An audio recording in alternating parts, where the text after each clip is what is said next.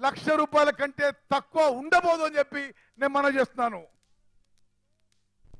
तीसरा वायदा किसान न्याय, మూడో హామీ రైతులకి న్యాయం. आप जानते हो कि आज हिंदुस्तान में रोज हजारों किसान आत्महत्या करते हैं. మీకు తెలుసు భారతదేశంలో ప్రతిరోజు వేల మంది రైతులు ఆత్మహత్య చేసుకుంటున్నారు. इस देश में रोज 30 किसान आत्महत्या करते हैं. ఈ దేశంలో ప్రతిరోజు 30 మంది రైతులు ఆత్మహత్య చేసుకుంటున్నారు. नरेंद्र मोदी ने हिंदुस्तान के सबसे अमीर लोगों का 16 लाख करोड़ रुपया कर्जा माफ किया है.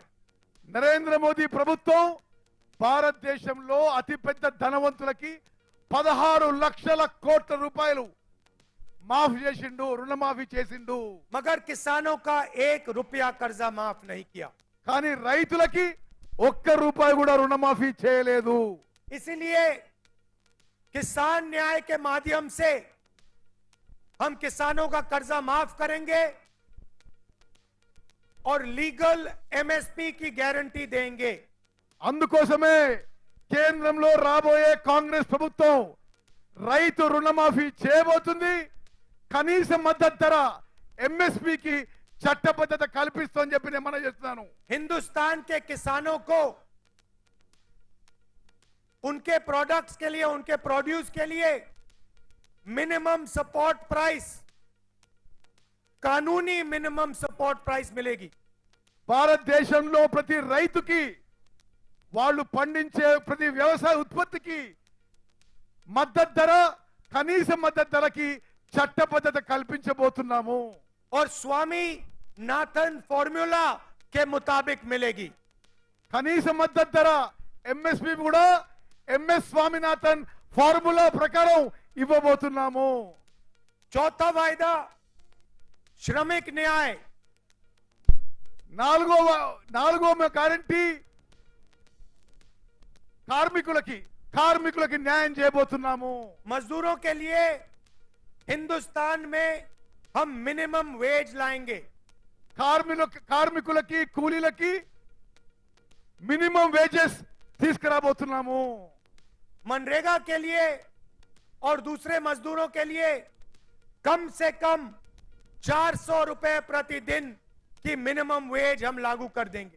మన్రేగాలో గాని ఇతర పనుల్లో గాని కనీస వేతనాలు మినిమం వేజెస్ రోజుకి ₹400 ప్రకటించబోతున్నాము. और पांचवा वायदा शायद सबसे जरूरी और ऐतिहासिक वायदा, ఐదో మించిన మాట చాలా పెద్ద విషయం. ఇది అందరూ మీరు జాగ్రత్తగా వినాలని కోరుకుంటున్నా. हिंदुस्तान में 50% आबादी पिछड़े वर्ग की है. భారతదేశంలో 50% జనాభా వెనుకబడి తరగతున్న వాళ్ళు, 15% आबादी दलितों की है. 15% జనాభా దళితులు ఉన్నది. 8% आबादी आदिवासियों की है. 8% గిరిజనులు ఆదివాసులు ఉన్నారు. 15% आबादी माइनॉरिटीज की है. 15% మైనారిటీల జనాభా ఉన్నది. और 5% आबादी गरीब जनरल कास्ट की है. 5% జనాభా మరి నిరుపేదలు జనరల్ కేటగిరీ వాళ్ళు ఉన్నారని చెప్పి నేను మనం చేస్తున్నాను. अगर आप इन सबको मिला दें तो 90% आबादी इन लोगों की बनती है. ఇవన్నీ మీరు కలిపితే 90% జనాభా ఇప్పుడు నేను చెప్పిన కేటగిరీస్ లో వస్తారు. मगर आप अगर हिंदुस्तान के संस्थाओं को देखो, इंस्टीट्यूशंस को देखो, बड़ी बड़ी कंपनियों को देखो, तो इनमें से आपको कोई भी उन कंपनियों में, उन इंस्टीट्यूशंस में, उन संस्थाओं में नहीं दिखाई देता.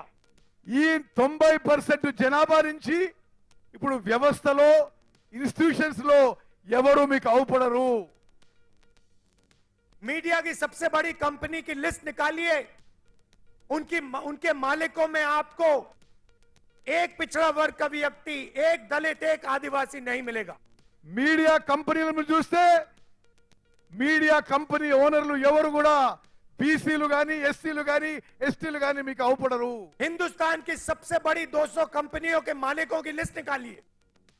భారతదేశంలో మీరు పెద్ద కంపెనీల లిస్ట్ చూస్తే ఈ ఎరుకబడిన వర్గాలు ఎవరు అవుపడరు. उसमें आपको एक पिछड़ा वर्ग का व्यक्ति नहीं मिलेगा।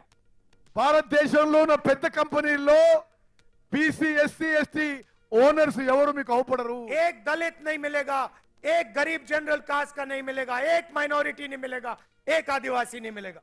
ఒక్క దళితుడు గాని ఒక్క ఆదివాసీ గాని ఒక్క మైనారిటీ గాని ఎవరు కూడా ఈ ధనవంతుల లిస్ట్ లో మీకు దొరకరు. हिंदुस्तान की सरकार को 90 लोग चलाते हैं, आईएएस अफसर चलाते हैं। భారతదేశం యొక్క ప్రభుత్వం 90 మంది ఐఏఎస్ అధికారులు నడుపుతారు. 50% पिछड़ों की आबादी है। 50% ఎరుకబట్టి వారు ఉన్నారు. 90 आईएएस अफसर में से सिर्फ 3 आईएएस अफसर ओबीसी वर्ग के हैं। దేశాన్ని నడిపించే 90 మంది ఐఏఎస్ ఆఫీసర్లో కేవలం 3 బీసీలు ఉన్న మాట ఇది వాస్తవము. आपकी आबादी 50% और आपकी हिस्सेदारी 5%। మీ జనాభా 50%, మీ భాగస్వామ్యం కేవలం 3% అని చెప్పి నేను మనం చేస్తున్నాను. आदिवासियों की आबादी 8%, 90 में से सिर्फ एक आदिवासी। గిరిజనులు ఆదివాసాలు 8% ఉంటే ఈ 90లో ఒక్కడే ఒక్కడు గిరిజను ఉన్నాడు. दलितों की आबादी 15%, दलित अफसर 90 में से 3। 90 మందిలో దళితులు కేవలం 3, దళితుల జనాభా సంఖ్య 15% అని చెప్పి నేను మనం చేస్తున్నాను. और अगर आप बजट को देखें तो अगर 100 रुपए खर्च होता है तो दलित आदिवासी पिछड़े वर्ग के अफसर सिर्फ 6 रुपए का निर्णय लेते हैं। మీరు బడ్జెట్ చూస్తే ఖర్చు అయ్యే 100 రూపాయల్లో కేవలం 6 రూపాయలు బీసీ ఎస్సీ ఎస్టీ ఆఫీసర్స్ ఖర్చు పెడుతున్నారని చెప్పి నేను మనం చేస్తున్నాను. तो सच्चाई ये है भाइयों और बहनों कि हिंदुस्तान की 90% आबादी की इस देश में हिस्सेदारी है ही नहीं।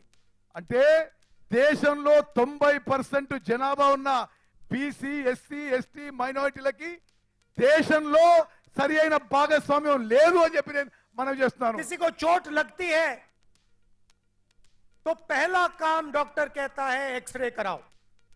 ఎవరికన్నా ఏమైనా దెబ్బ తాకితే డాక్టర్ ముందేమంటాడు, ఎక్స్రే చేసుకురా అని అంటుంటాడు. एक्सरे से सच्चाई दिख जाती है। ఎక్స్రేతోని నిజం బయటికి వస్తుందని చెప్పి మనం చేస్తున్నాను. एक्सरे के बाद डॉक्टर सही निर्णय ले सकता है।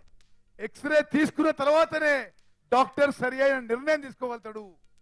इसीलिए हमने वायदा किया है कि जैसे ही हमारी सरकार आएगी, जो हमने तेलंगाना में किया, जाति जनगणना को हम पूरे देश में इंप्लीमेंट कर देंगे।